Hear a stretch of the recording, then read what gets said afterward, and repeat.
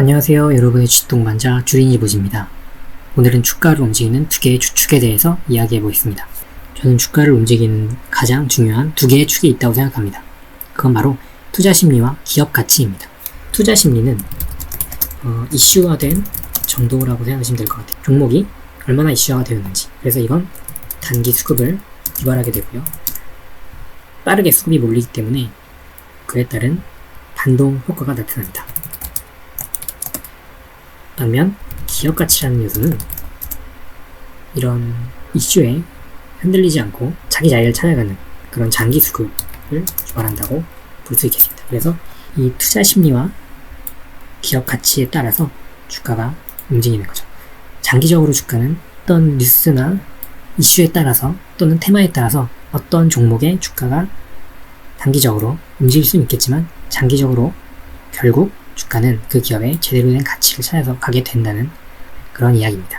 어떤 A라는 종목의 주가가 지금 이 자리라고 하겠습니다.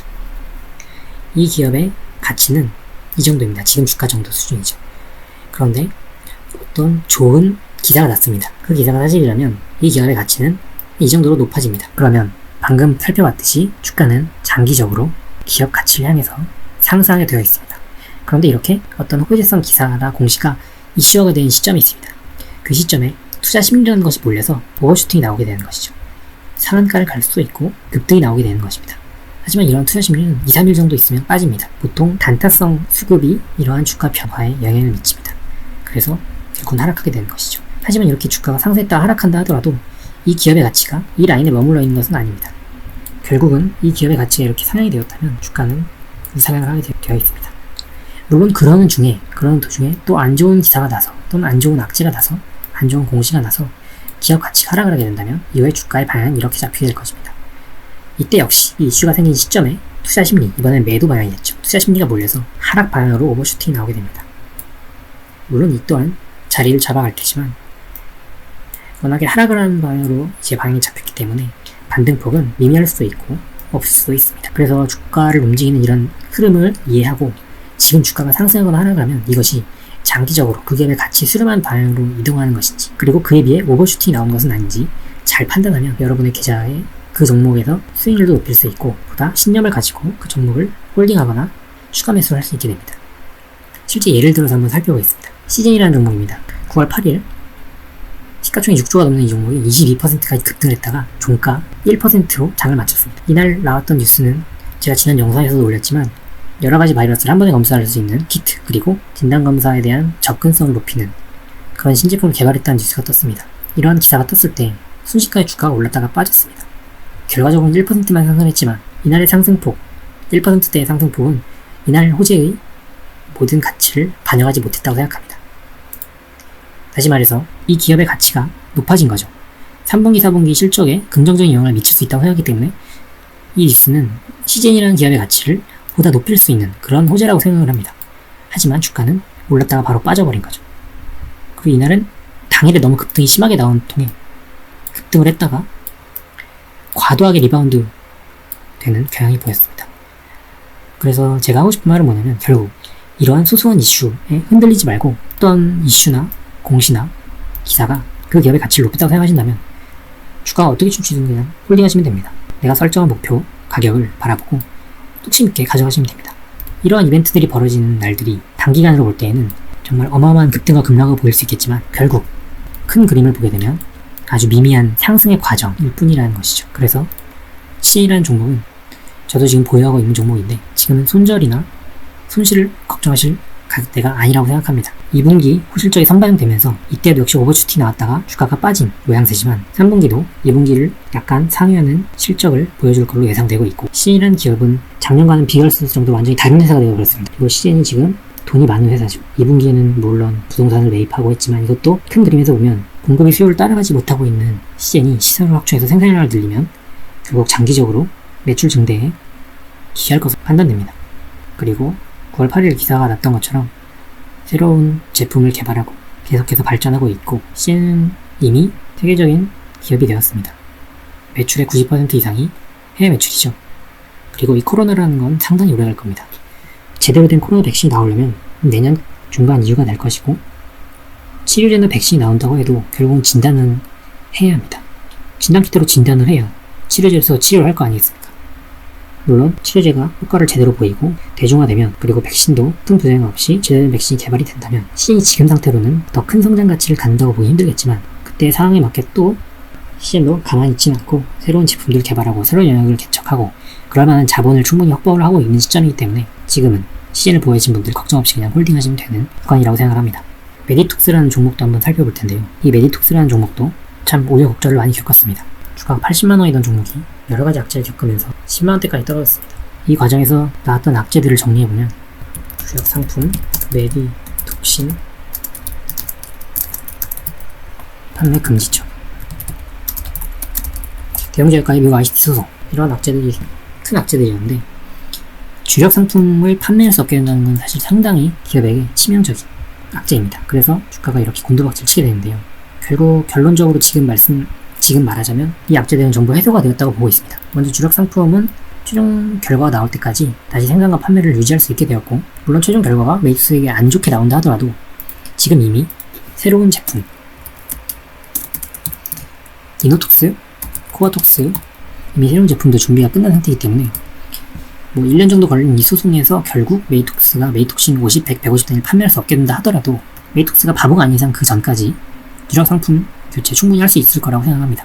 그리고 지금 분위기 자체가 또 메이톡신이 나쁘지도 않아요. 왜냐면 법원에서 계속 메이톡스 편을 들어주고 있기 때문에.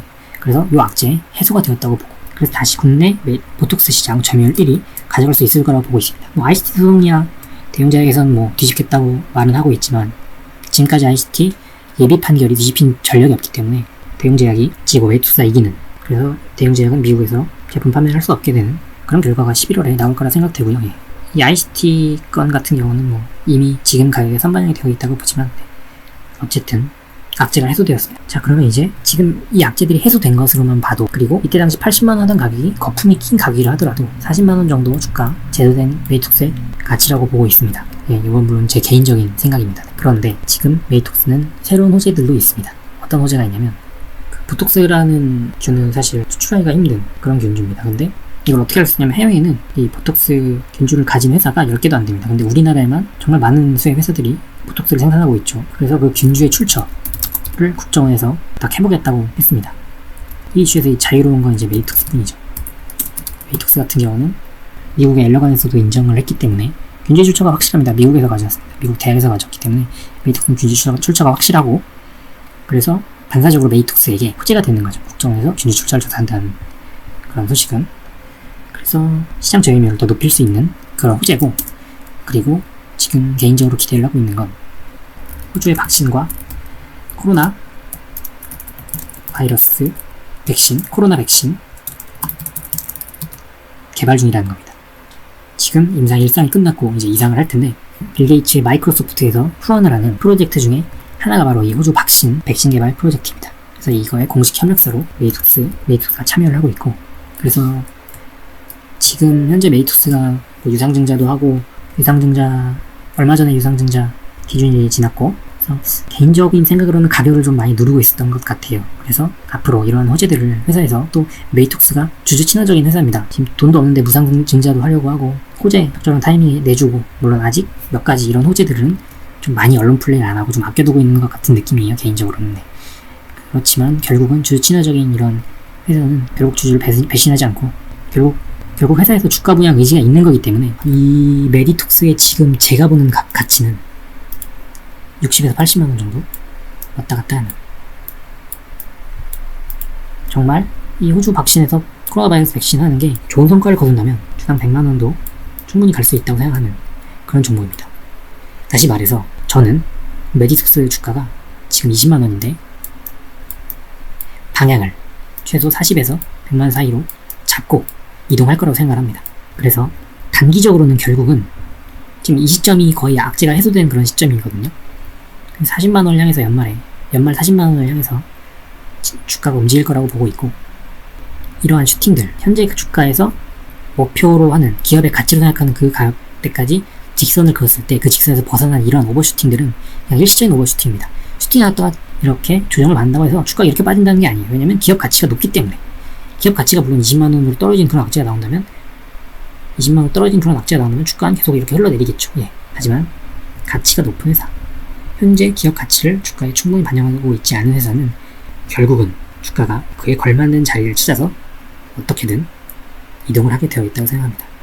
그래서 오늘 드리고 싶은 말씀은 내가 생각하는 기업 가치, 물론 그 기업 가치 평가가 정확할수록 좋겠죠. 이 기업 가치를 해서 주가는 움직일 거기 때문에 급변하는 투자 심리에 휘둘리지 말고 뚝심을 가지고 믿음을 가지고 내 분석, 내 목표가에 믿음을 가지고 기업 가치를 바라보고 가져가자.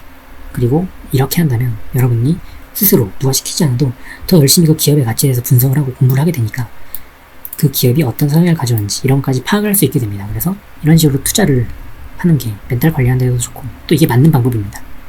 그래서 믿음을 가지고 누가 뭐라 하더라도 믿음을 가지고, 물론 그 누가 뭐라고 하는 것이 이 기업 가치를 실질적으로 변화시키는 그런 믿을만한 그런 기사나 공시가 된다면 내가 생각하는 기업 가치도 그에 맞게 목표를 바꿔야겠죠. 예. 그래서 그에 따라 대응을 해야겠지만 내가 생각하는 기업 가치만큼 주가가 아직 따라가지 못하고 있다 하더라도 투자 심리에 일희일비하지 말고 믿음을 가지고 홀딩해서 가져가시면 좋겠습니다. 그래서 오늘 날짜가 9월 10일인데 오늘 살펴본 메디톡스나 CI 같은 경우는 지금 가격대에서도 충분히 보유하신 분들 그냥 믿고 가져가시면 됩니다. 메디톡스 뭐 유상증자 권리락 받고 유상증자하고 신유인수권 뭐 매매한다고 하는데 그런 거 뭐 그냥 신경 쓰지 마시고 가져가십시오. 예, 가져가시고 연말에 큰 수익 거두실 수 있을 거라고 생각을 합니다. CGN 같은 경우도 전고점에서 저항은 좀 받을 거라 생각하지만 결국 연말에 40만원 못 갈 거 없다고 생각합니다. 네. 30만원은 사실 뭐 충분히 올 수 있다고 보고 있고요. 지난번 영상에서 말씀드렸듯이 실적이 깡패이기 때문에 믿고 가져가시면 좋겠네요. 오늘 준비한 영상 여기까지고요. 도움이 되셨다면 좋아요, 구독 부탁드립니다. 감사합니다.